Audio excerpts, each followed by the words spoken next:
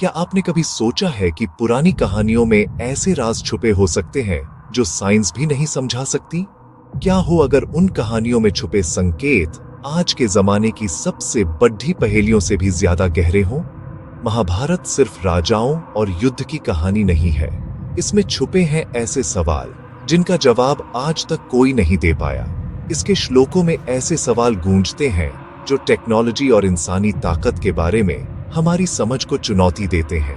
क्या पुराने टेक्स्ट्स ऐसी घटनाओं को बताते हैं जो आज भी नामुमकिन लगती हैं? क्या वो सिर्फ कल्पना थी या हमारे पूर्वजों के पास कोई छुपा सच था? बहुत ताकतवर हथियार, दूर से देख पाना और ऐसी शक्तियां जिनका जिक्र आज भी रोमांचित कर देता है।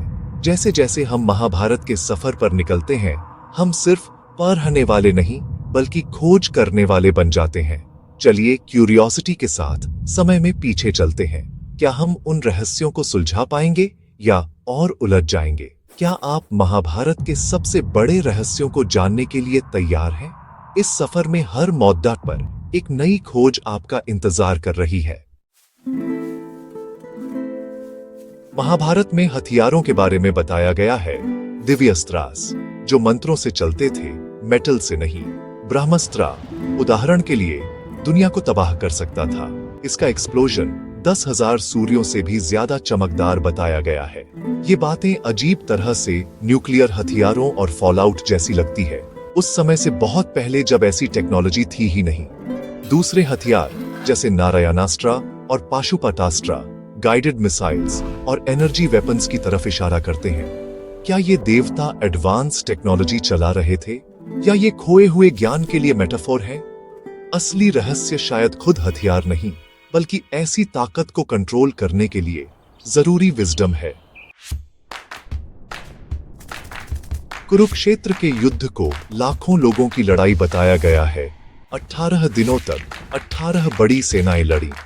लॉजिस्टिक्स आज भी नामुमकिन लगते हैं। क्या ये नंबर्स सिंबॉलिक थे या हम पुरानी सभ्यताओं को कम आंक रहे हैं? इस कहानी में लगातार लड़ाई, सुपर ह्यूमन एंड्योरेंस और असाधारण ताकत वाले योद्धाओं के बारे में बताया गया है। क्या यह एग्जैजरेशन है या खोए हुए ज्ञान का इशारा, जेनेटिक एनहांसमेंट्स या डिवाइन बून्स? महाभारत एक कहानी से ज्यादा एक वॉर डायरी लगती है। इसका स्केल और डिटेल इतिहास के बारे में हमारे नजरिए को चुनौती देता है। क्या ऐसी कहानी जो हजारों सालों से एक कल्चर में बुनी गई है, उसे सिर्फ फिक्शन कहकर खारिज किया जा सकता है या यह एक भूली हुई हकीकत की तरफ इशारा करती है?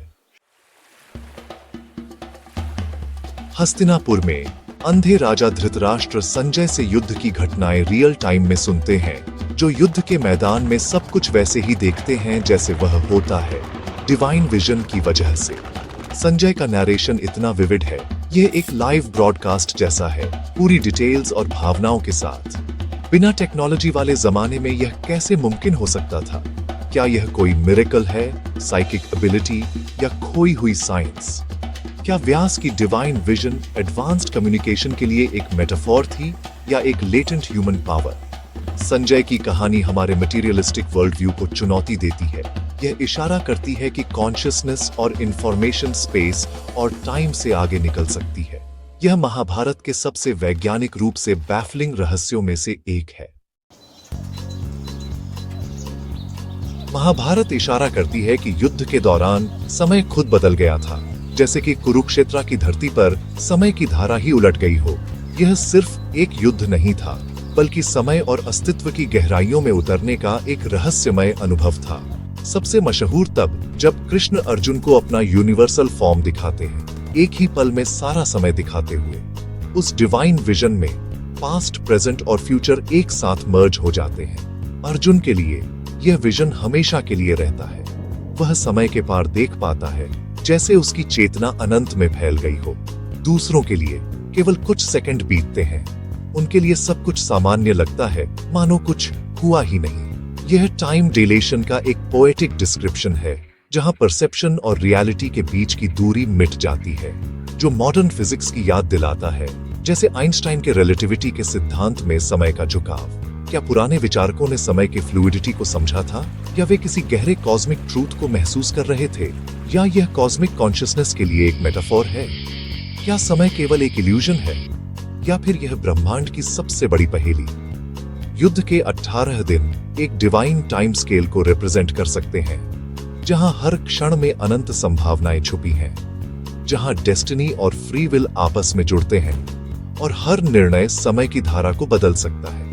यह कहानी मानव और डिवाइन, फिजिकल और मेटाफिजिकल के बीच की लाइन को धुंधला करती है और हमें सोचने पर मजबूर करती है कि समय क्या है। महाभारत का समय का कॉन्सेप्ट हमें रियलिटी को फिर से सोचने के लिए चुनौती देता है और यह सवाल उठाता है, क्या हम समय के प्रवाह में बंधे हैं या हम खुद समय को गढ़ सकते हैं? 100 कौरवों का जन्म एक जेनेटिक एनिग्मा है। गांधारी एक मांस के लोथड़े को जन्म देती है, जिसे टुकड़ों में बांटा जाता है। हर एक को जार्स में बड़ा करके बच्चा बनाया जाता है।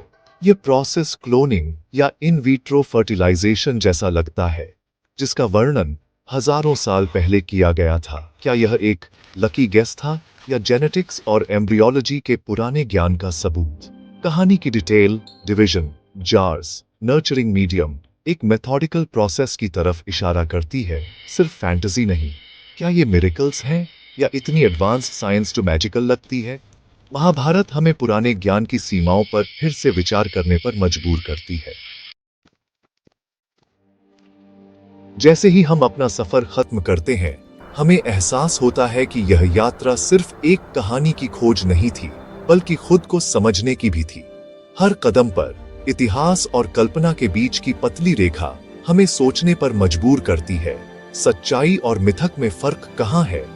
महाभारत हमें जवाबों से ज्यादा सवाल देती है। हर पन्ना, हर संवाद एक नई जिज्ञासा जगाता है। क्या हम सच में सब कुछ जानते हैं या कुछ रहस्य हमेशा अनसुलझे रहेंगे? न्यूक्लियर जैसे हथियार, नामुमकिन युद्ध, लाइव ब्रॉडकास्ट्स और जेनेटिक मार्वल्स, ये सब महाभारत की कहानियों में छुपे हैं। क्या ये सिर्फ कल्पना थी या उस समय की गहरी समझ?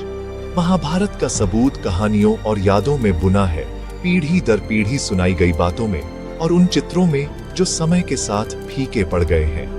असली लेसन ये है कि हम इन कहानियों से क्या सीख सकते हैं। ताकत, सच्चाई और नैतिकता के सवालों को समझना।